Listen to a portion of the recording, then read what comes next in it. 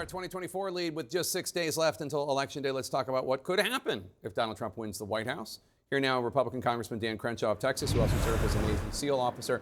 Thanks for joining us, Congressman. So at Trump's rally at Madison Square Garden, Elon Musk, big supporter of the president, was asked how much money he would cut from the Biden-Harris budget because Trump is going to allow him to be some sort of efficiency guru for the government if Trump is elected. Here's what Elon Musk had to say.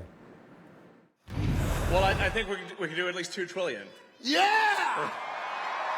Yes.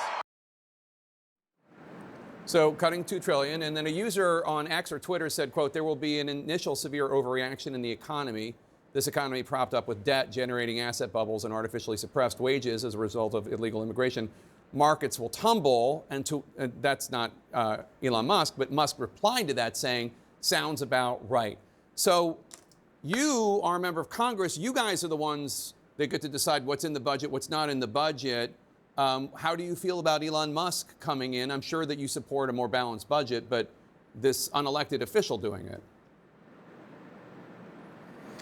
Well, I mean, he would have no power to. I do think Elon would have an amazing role in the administration. Now, is it just kind of randomly looking around and cutting things? I'm not so sure it's that, but you look at a guy like Elon who's built such amazing businesses, taking such amazing risks, and he has a reputation for making whatever that business is a heck of a lot more efficient. And so putting him in a position where he can create efficiencies is not the craziest thing in the world to think about. It's a pretty good idea. I would love to see him work on things like, how do we make our acquisition and contracting process in the Department of Defense more efficient so that we're not spending 10 times what we need to spend on whatever weapon system, or even remodeling a bathroom to cost 20 times more than it should when you're talking about government contracting. So there's a lot of space for thinkers like him, honestly.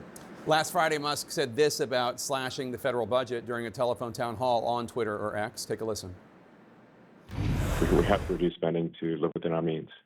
And that necessarily involves some temporary hardship, but it will ensure long-term prosperity. So I guess my question is, do you think that the people voting for Trump understand this quote-unquote temporary hardship that will come, at least according to Elon Musk? I don't know. And I don't know what he means by temporary hardship, right? Look, this is a longer conversation, Jake, and I know we've talked about it before, but the true problem with our debt and our spending has to do with mandatory spending, things you don't even vote on. And that mandatory spending is about 70% of our federal spending, and that's Social Security, that's Medicare, that's Medicaid. So yeah, if you start to reform those or cut those, there's going to be pain. Now, I don't think that's what he's proposing, because I know President Trump doesn't even support touching those programs. But for people from my generation, we're worried we're never going to have those programs, because, and there's for demographic reasons and mathematical reasons why that's true. So there needs to be a more serious conversation in America about what our spending is, where it's going, the truth about where it's going. You know, everybody wants to think that it's in a program that doesn't affect them, but the truth is, it's not. Most of our mandatory spending is indeed in the form of payouts to our senior citizens. And we decided a long time ago we want to keep those, but we have to make them sustainable. So look, there's so much devil in the details here when you talk about spending. Like I could talk about it for an hour, and I don't know I know we don't have that much time. No, but it is something that I agree with you on. These are not sustainable programs as of right now. Let me ask you about another idea more close to home, more close to Texas, that President Trump has floated, which was added into the 2024 Republican Party platform, which says, quote, Republicans will mobilize military personnel and assets as necessary to crack down hard on the cartels that traffic drugs and people into our country. President Trump said something about this the other day at Mar-a-Lago. We mentioned that you served as a Navy SEAL. You represent a border state. How would it work to deploy military assets to go after cartels? I'm not judging it. I'm just wondering, how does that work? In the United States, in Mexico? Explain. Yeah, I'm trying to figure out where they got this idea from. Oh yeah, it was me. I'm the one who introduced that bill and authorized use of military force against the cartels. So what does that look like in practice? Because all the headlines, from provocateurs in Mexico that were on the side of President AMLO. Thank God he's gone. And your kind of far left activists here in the U.S. They said, well, we're going to invade Mexico. These crazy Republicans want to invade Mexico. Of course, that's not what we're thinking of. What we want is a same kind of relationship that we have with so many other allies across the world.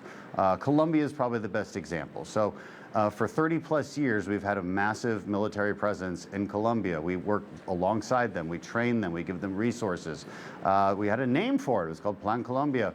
And that turned from almost a failed state in the 90s to what it is now. Now, I grew up there, went to high school there, so I know it pretty well. That's the kind of thing that we envision with Mexico. We want a partner. We want a partner. And this is not a Democrat or Republican issue. This has long been a Mexican government issue, refusing to allow that partnership. We need to change that. I hope the new administration in Mexico realizes that. I think it'll be better than the last one. They were just, the new president, Claudia Sheinbaum, was just inaugurated in October. I do have some hope, and I've actually put an amendment into this year's NDAA that asks NORTHCOM. So NORTHCOM is the military command in charge of North America, which includes Mexico. I've asked them to put together a report on, look, if Mexico would let us help them, what kind of resources would be best suited for that mission, and how would we do it? We already work with them a lot, but we need a lot more because we need to actually deter the cartels. The cartels need to think that Navy SEALs are actually coming after them. That's the bottom line. That's deterrence. And when we create that deterrence, we get the cartels to rethink their business model, and we get them to rethink putting fentanyl, a poison, into our streets and lacing our drugs with it and killing our kids. That's the ultimate end goal here. A more prosperous, safer Mexico, not infringing on their sovereignty. Any kind of military action would be done by, with, and through the Mexican government. There's no question about that. But we need to act because there are too many places in Mexico that are simply not governed by the government. Republican Congressman Dan Crenshaw of Texas, thank you so much. Good to see you as always.